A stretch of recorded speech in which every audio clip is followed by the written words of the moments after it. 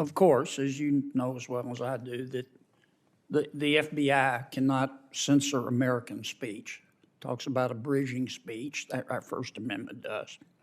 At one time, I think it was during your tenure, the FBI had 80 FBI agents working with social media, encouraging social media to take down accounts and remove, quote, disinformation and election interference.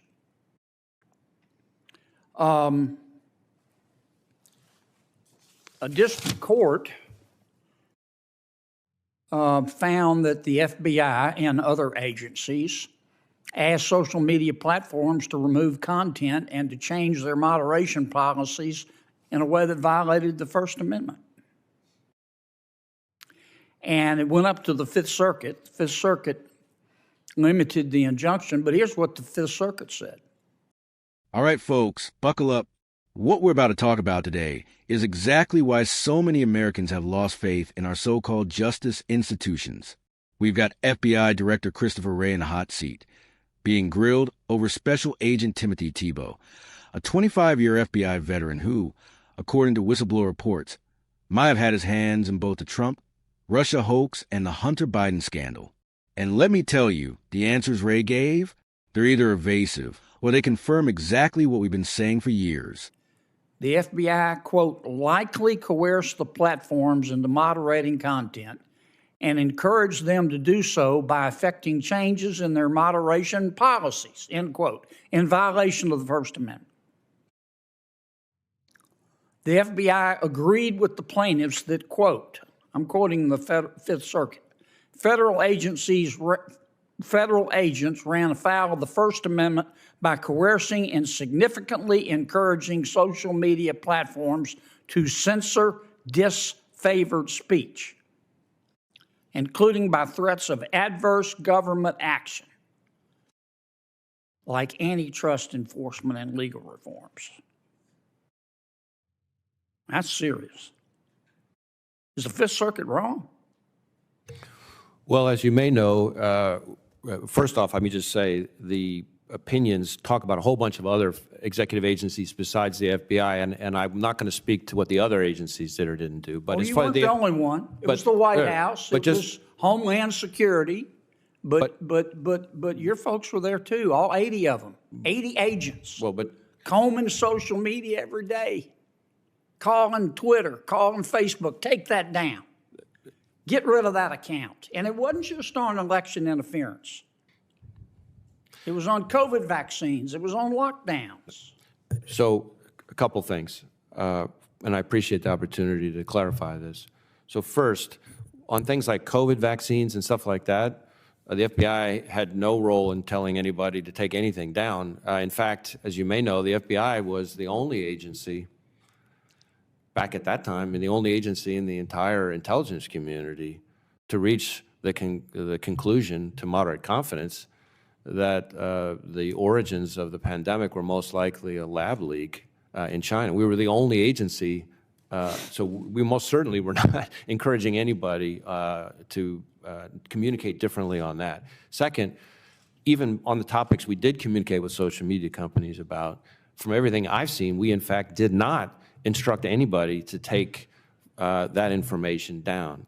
As to the Fifth Circuit's opinion, as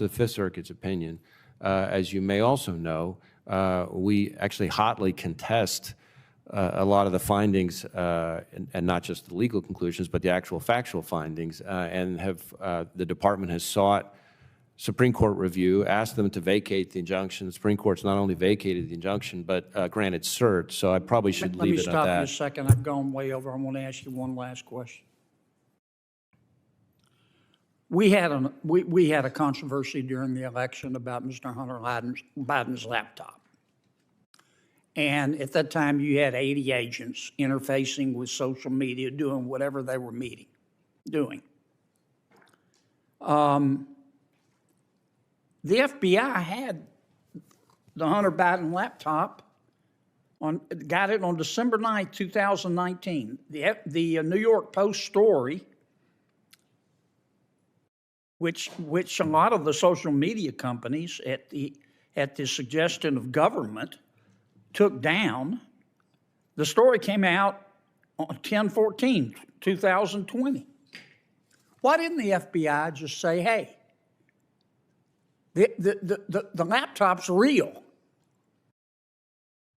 Why didn't you just tell everybody the laptop's real? We're not vouching for what's on it, but it's real. This isn't a fiction. Well, as you might imagine, the FBI cannot, especially in a time like that, be talking about an ongoing investigation. Second, I would tell you that, at least my understanding, is that both the FBI folks involved in the conversations and the Twitter folks involved in the conversations both say that the FBI did not direct Twitter to suppress. But others were story. in government. Well, I can't speak to others in government. That's part of the point that I was trying to make, because the Fifth Yes, sir, Circuit's but opinion. you're the FBI. You're not part of the White House and part of Homeland Security. You're not supposed to be political. You see all this controversy going on. Why didn't the FBI say, time out, folks, we're not getting in the middle of this, but the laptop's real?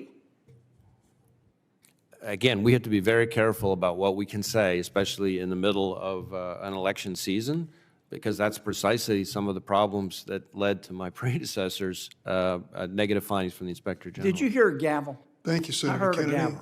Thank you, Senator. You hear that? A simple question. Did he or didn't he work on it? And what does Wray do? He hides behind. Well, the investigation is being run out of Baltimore with the Delaware U.S. Attorney. That's not an answer, Chris. That's a deflection. That's Washington speak for, I don't want to tell you the truth. Here's the problem.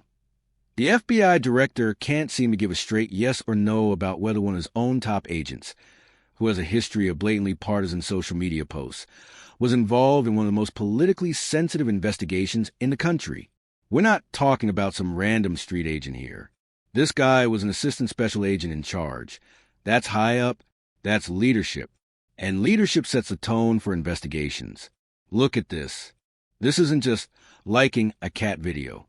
This is open, in-your-face political bias against Trump, against conservatives, against Republican leaders. And the FBI director's response? Well, I've seen descriptions of that, but I have to be careful because of ongoing personnel matters. Let me tell you something. If a conservative FBI agent had posted half of this garbage but against Democrats, they'd be out the door in a heartbeat.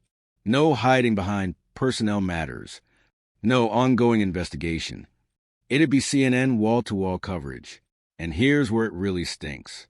The senator also brought up whistleblower allegations at Tebow, along with another FBI analyst, covered up derogatory information about Hunter Biden before the 2020 election. You know what that means, right? If true, they deliberately kept damaging info from the public that could have changed the outcome of the election. That's not law enforcement. That's election interference. This is why the American people don't trust the FBI anymore. We're not saying every single agent is corrupt. Far from it. We know there are patriots in the ranks. But when the leadership shields bad actors, dodges basic questions, and refuses to hold people accountable, the entire institution's credibility goes down the drain. Christopher Wray loves to say, we have to avoid even the appearance of bias. Great. Then why is one of your top guys tweeting partisan insults about sitting presidents, mocking entire states, and cheering on anti-Trump smear pieces, while allegedly having a hand in investigations directly tied to those same political figures? Here's my take. Congress needs to push this investigation hard and demand the truth be made public. No more delays. No more ongoing personnel matters, excuses. If Timothy Tebow was involved in covering up Hunter Biden's corruption, if he let his personal politics influence his job, the American people deserve to know. Because here's the bottom line.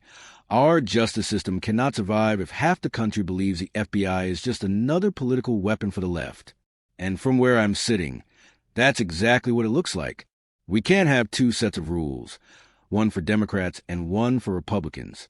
Either we have equal justice under the law, or we have no justice at all. And right now, I'm seeing a lot of one-sided justice that conveniently benefits the left every single time. So, Mr. Wray, if you really care about restoring trust in the FBI, start by being honest with the American people. Fire the bad actors. Clean house. Prove that the Bureau serves all Americans, not just one political party. Until then, we're going to keep watching, keep asking questions, and keep demanding answers, because that's what patriots do.